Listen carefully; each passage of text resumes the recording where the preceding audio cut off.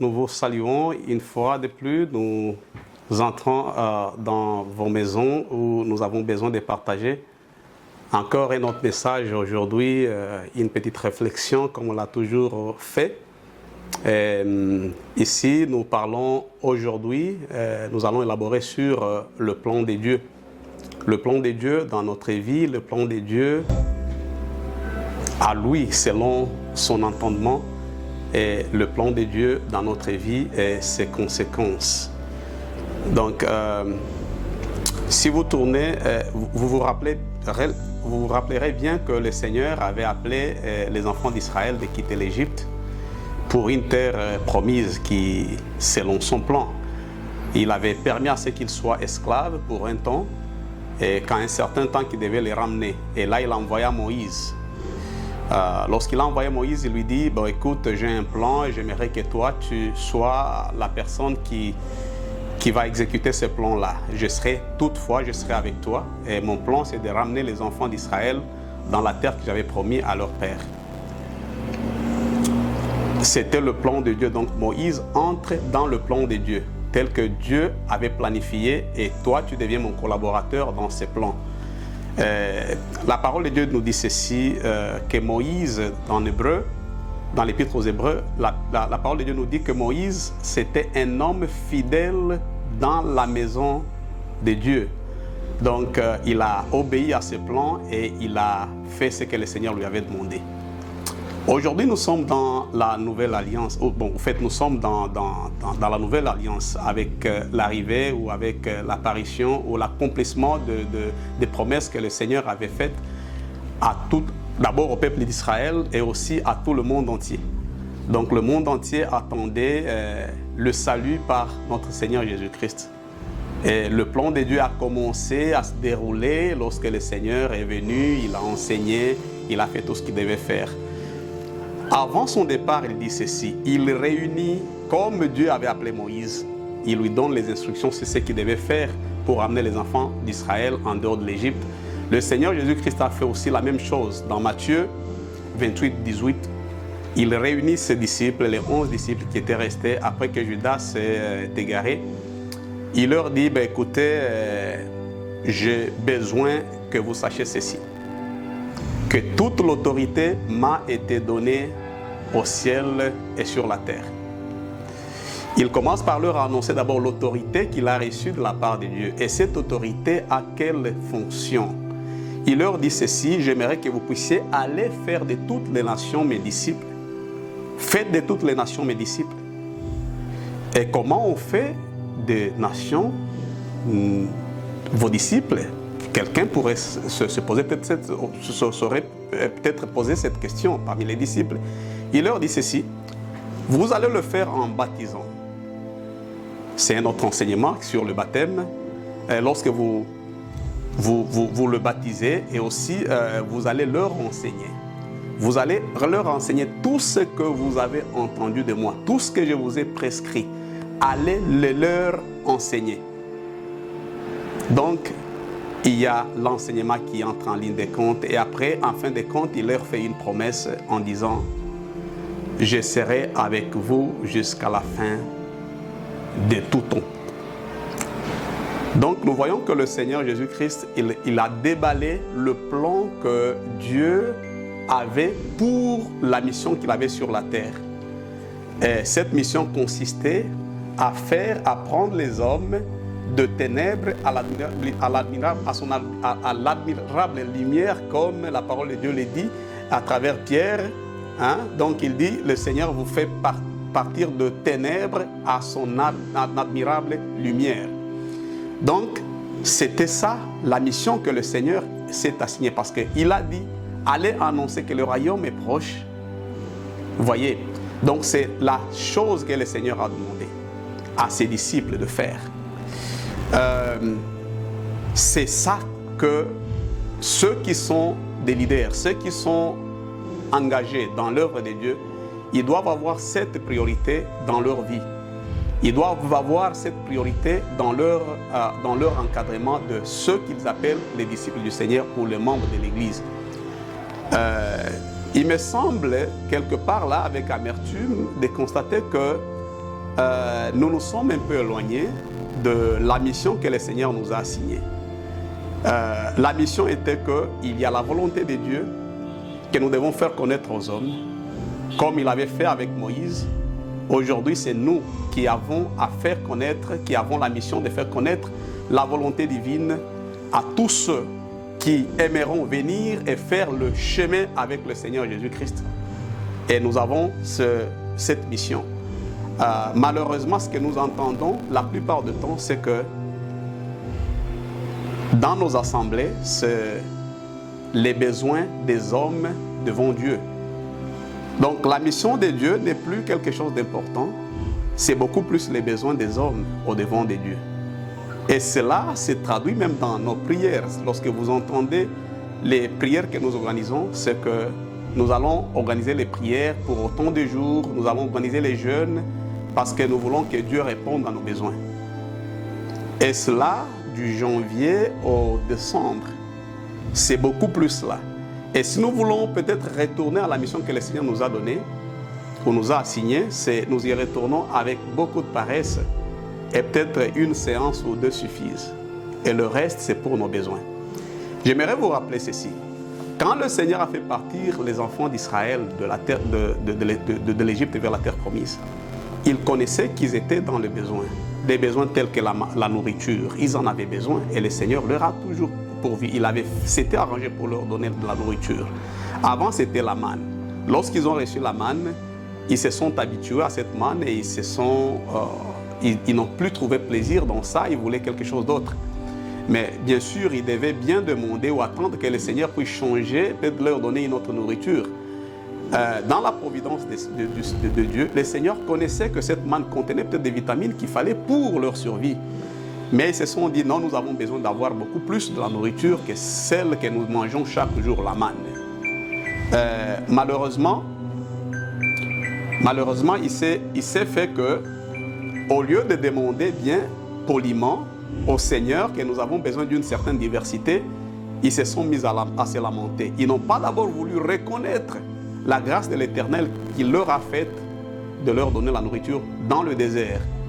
Donc là où il n'y a nulle part où vous pouvez labourer, mais il leur a donné de la nourriture. Mais leurs cris se sont levés devant Dieu et contre Moïse, qui les amenait selon le plan de Dieu d'aller vers la terre promise. Rappelez-vous que j'avais dit que dans le plan de Dieu, il y a notre part. Parfois le Seigneur, lorsque nous sommes dans son plan, le Seigneur pourvoit. Il pourvoit à nos besoins. Mais lorsque nos besoins deviennent la priorité dans notre service pour Dieu, là c'est un dérapage. Écoutez ce qui s'est passé avec les enfants d'Israël. Ils se sont plaints et ils ont crié devant Moïse et devant Dieu. Contre leur Dieu, ils ont parlé en mal de Moïse, en mal de Dieu, parce qu'ils avaient besoin que le Seigneur puisse faire quoi? Leur donner plus de la nourriture. Et le Seigneur a entendu ce qu'ils ont demandé et il leur a donné la nourriture, il leur a donné les cailles. Donc les oiseaux là que le Seigneur avait envoyés aux enfants d'Israël. Vous vous êtes plaints, vous avez besoin, vous n'avez pas apprécié ce que je vous avais donné comme nourriture, je vais vous en donner de plus. Il leur a donné les cailles. Et vous savez ce qui est arrivé? La parole de Dieu nous dit dans Nombre chapitre 11 verset 33, il dit que lorsque la viande était encore, la viande de ces cailles était encore dans leurs dents, entre leurs dents, et le Seigneur, le Seigneur était enflammé de colère, et ce qu'il a fait, c'est qu'il a envoyé, il a envoyé il s'est abattu, la colère de Dieu s'est abattue sur son peuple, et ces hommes, les enfants d'Israël, sont morts en grand nombre. Pourquoi? Parce qu'ils ont manqué la reconnaissance. Aujourd'hui, le Seigneur Jésus, il est avec ses enfants et il agit toujours. Même si nous n'avons pas demandé, le Seigneur a toujours pourvu à nos besoins. Comme je l'ai dit, c'est normal qu'on puisse demander au Seigneur lorsque nous avons certains besoins.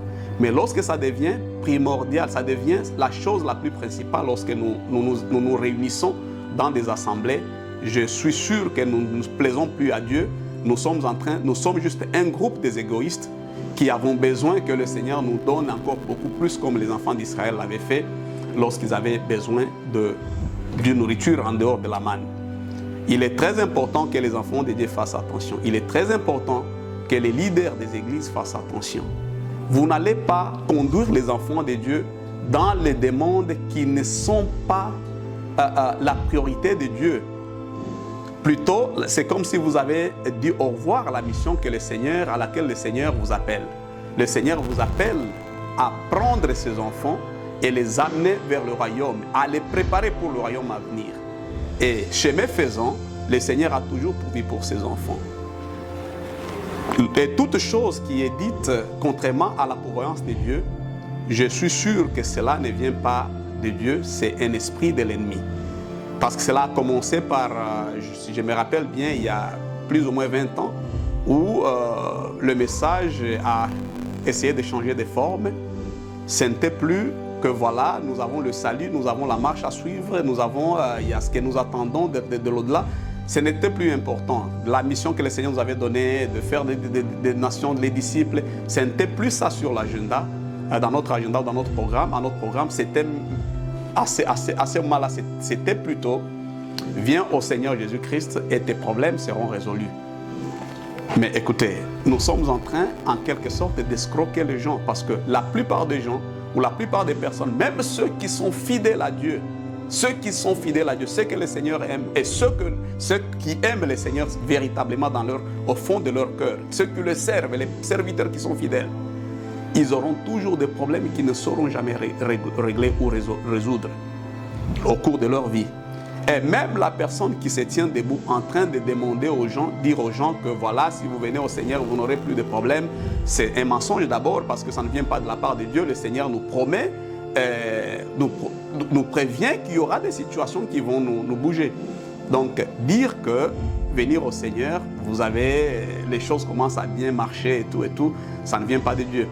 Donc, ce genre de message, c'est un message qui est tronqué, c'est un message qui est travaillé dans le monde des ténèbres et qui va à l'encontre du plan que le Seigneur avait donné. L'autorité que le Seigneur a donnée à ses serviteurs, c'est de baptiser, c'est d'instruire, c'est d'enseigner les paroles exactement telles que le Seigneur les a enseignées, telles que les disciples les ont enseignées. Et c'est à nous de pérenniser la culture, c'est à nous de pérenniser afin que nous voyions la main de Dieu. C'est pour cela, un certain temps, nous ne voyons pas la main de Dieu dans nos assemblées, parce que nous avons changé de méthode, nous avons changé, nous nous sommes éloignés du plan de Dieu. C'est maintenant nos propres plans qui priment. Nous les appelons. Est-ce que le Seigneur, quand les foules se réunissaient auprès de lui ou autour de lui, leur disait-il que voilà, parce que vous venez chez moi, vos problèmes seront résolus? Non, il leur parlait de l'âme. Il attaquait l'âme. Il leur parlait de besoins célestes, des choses intérieures, des choses spirituelles dont ils avaient besoin. Et aujourd'hui, ça doit être la même chose. Nous devons continuer à faire ce que le Seigneur, tel qu'il avait fait, tel que les disciples l'avaient fait.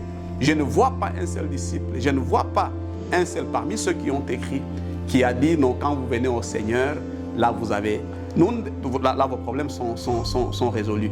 C'est un dérapage. Je crois qu'il est grand temps que les enfants de Dieu prennent conscience. Il est grand temps que les dirigeants des églises, que les dirigeants des assemblées prennent conscience de revenir sur le chemin de la vérité. Le chemin de la vérité, c'est celle qui est dans la mission que le Seigneur a assignée à ses enfants, à ses disciples, en Matthieu 28, verset 18. Là où le Seigneur vous parle d'abord de son autorité qu'il a reçue, et à partir de cette autorité, vous devez enseigner. C'est vrai que chemin faisant, lorsque nous sommes dans le plan de Dieu, et le Seigneur répond à nos besoins, le Seigneur guérit nos maladies, le Seigneur pourvoit à nos besoins, il donne, il va même au-delà de ce que nous demandons, parce que nous avons un Dieu très responsable. Donc, et ceux qui suivent ce genre de messages, parce qu'ils sont affamés des choses, vous allez vous rendre compte à un certain temps, la marche spirituelle va être compliquée pour vous. Vous allez descendre trop bas et vous allez trouver comme si les choses divines ne marchent pas, ou le royaume des cieux n'est pas utile. Oui, parce que vous l'avez suivi dans un sens qui n'avait pas été conçu, tel qu'il n'avait pas été conçu. Mais si vous suivez le Seigneur de tout votre cœur, selon les instructions qui ont été reçues de la part de notre Seigneur Jésus-Christ, enseignées par les disciples, pérennisées par tous ceux qui sont venus avant nous, et que nous continuons à faire la même chose, nous allons voir la gloire de Dieu et nous allons voir la main de Dieu. Il y a des grands points que nous avons épinglés que j'aimerais qu'on puisse retenir. C'est que le Seigneur a un plan. Nous devons entrer dans ce plan. Les leaders doivent entrer dans ce plan. Et nous, les dirigeants, nous devons entrer aussi dans ce plan aussi. Donc, pour que nous puissions voir la gloire de Dieu. Parce que Dieu a son plan, c'est à nous de suivre son plan. Ce n'est pas à nous de lui exiger notre plan. À nous, c'est le plan que nous avons pour nos besoins. Là, ce n'est pas dans l'équation du royaume de notre Seigneur. Et la deuxième des choses, sont les plaintes. Dieu n'aime pas les plaintes. Il aime les enfants, ces enfants qui sont reconnaissants. Nous devons être reconnaissants. Si nous allons continuer avec des plaintes, nous allons nous retrouver parfois, nous avons ce que nous demandons, mais en fin de compte, nous perdons notre vie, ou alors nous perdons notre bonheur. Car ce qui est arrivé aux enfants d'Israël, après s'être plaints, le Seigneur leur a donné ce dont ils avaient besoin, ce qu'ils voulaient. Il leur a donné, vous n'avez pas besoin de la manne, ce n'est pas suffisant pour vous, je vous en donne plus, mais je vais vous frapper. Il y en a aussi d'autres personnes vraiment, aujourd'hui, certains sujets de plainte ne sont vraiment même pas valides. C'est parce qu'on a juste besoin de confort. Le Seigneur vous a donné beaucoup de choses. Le Seigneur vous a donné à manger, vous logez dans des maisons, mais c'est comme si vous n'arrivez toujours pas à être satisfait. Ça, c'est un problème de l'homme déchu, un problème de l'homme déchu. Nous sommes des hommes spirituels, nous sommes des hommes renouvelés. Notre tendance, nos besoins, nous avons une autre façon de le régler ou alors de les entendre. Nous ne sommes plus... excusez-moi. Nous ne devons pas toujours demeurer comme si nous n'avons pas encore connu Christ. Avec le Seigneur, nous avons l'espérance. Avec le Seigneur, nous avons le contentement. Et cet esprit de contentement, quand cela s'enlève de la vie d'une personne, ce qui va s'en suivre, c'est la rébellion. Et après la rébellion, Dieu ne sera plus content et il va agir de manière un peu regrettable peut-être pour nous les humains. Donc c'était ça la réflexion aujourd'hui que je voudrais vraiment que nous puissions vraiment nous rappeler. Que Dieu vous bénisse. On va encore se revoir dans d'autres séances. Que Dieu vous bénisse.